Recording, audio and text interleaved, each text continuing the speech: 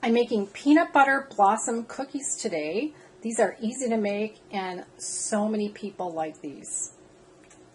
Start out by preheating the oven to 350 degrees Fahrenheit.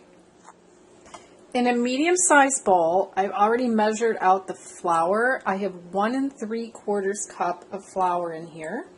And then I'm going to add baking soda and salt. I'm going to add 1 teaspoon of baking soda and 1 teaspoon of salt, and then stir it with a spoon, or I like to use a whisk. And now we'll get over to the butter and the peanut butter. In the large mixing bowl, I have 1 stick of butter that I left sitting out so that it softened. And now I'm going to add the peanut butter. And I'm going to link in the upper left corner of the screen what this kind of measuring cup is for measuring sticky ingredients like peanut butter. And that way you can watch separately what this is. I won't take the time to do that. But I'm putting in a 1/3 cup of creamy peanut butter. And then we're ready to mix this. Plug in the mixer.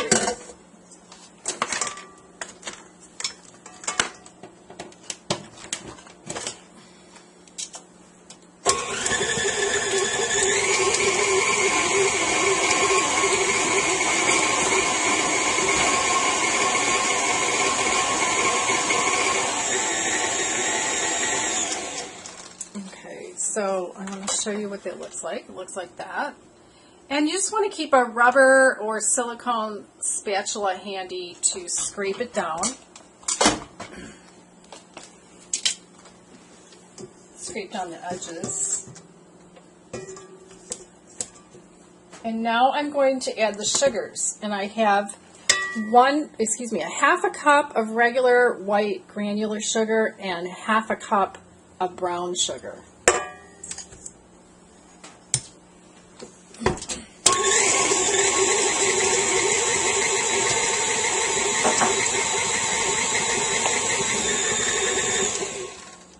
And now I'm going to add 1 egg and 1 teaspoon of vanilla extract.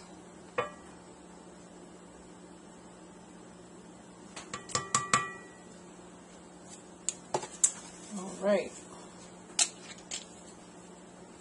And mix.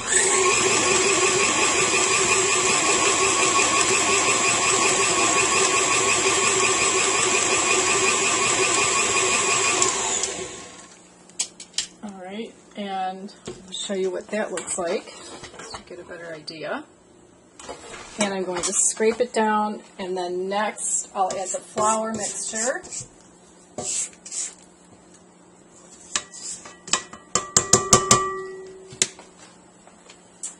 And I'll probably add a half at a time. Those of you who are new to baking, you need to know that when you're mixing something with flour in it that you just put in, you need to put it on low. Or you'll learn the hard way. If you put it on a higher speed too quickly, the flour is just going to fly out of the bowl. It's terrible.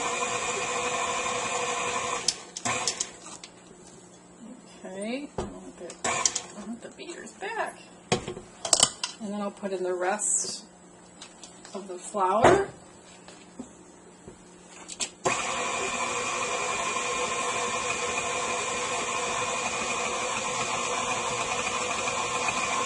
Let you see what this looks like as it's beating.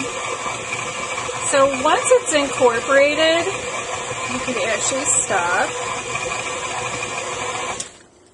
And I'm going to scrape the beater, all the batter off the beater into the bowl, and we're going to make them into balls next.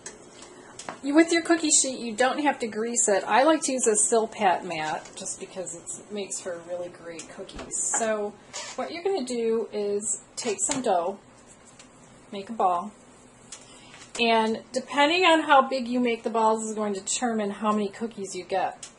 So this recipe makes between 2 and 3 dozen. So 3 dozen would be, small.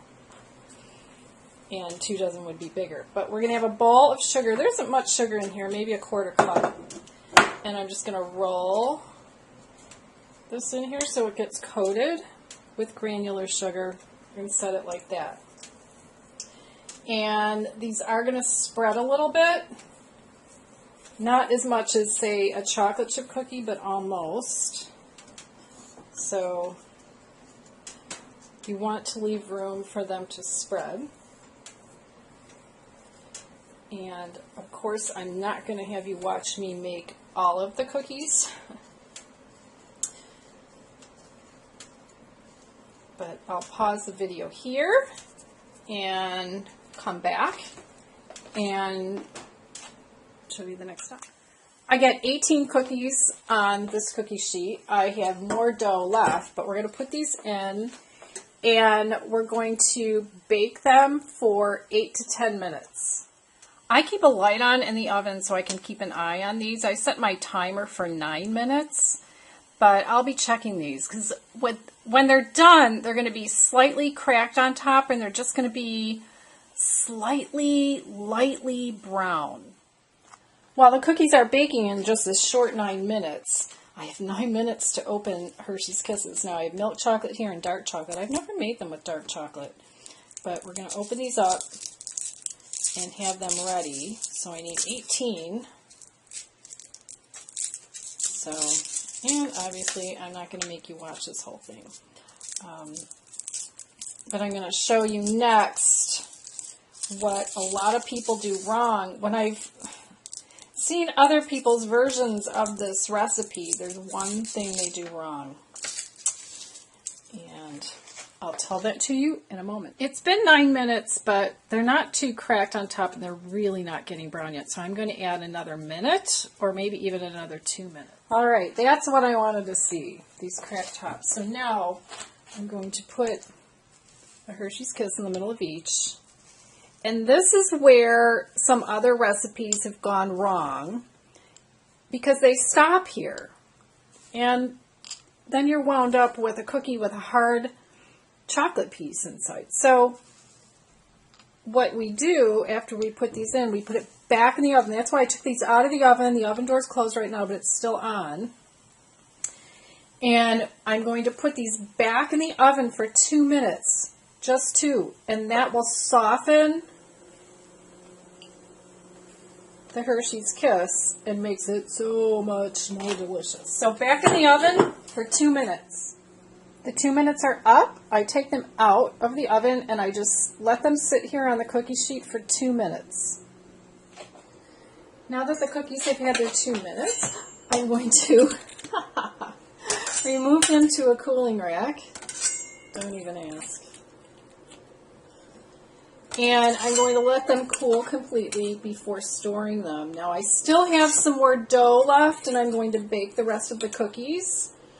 And I'll put on the screen, when I'm producing the video, how many cookies I got out of here. So you see some of these are kind of big. I actually like them kind of small, like this size, rather than all this cookie in this little, like this one is kind of big. So I like them smaller.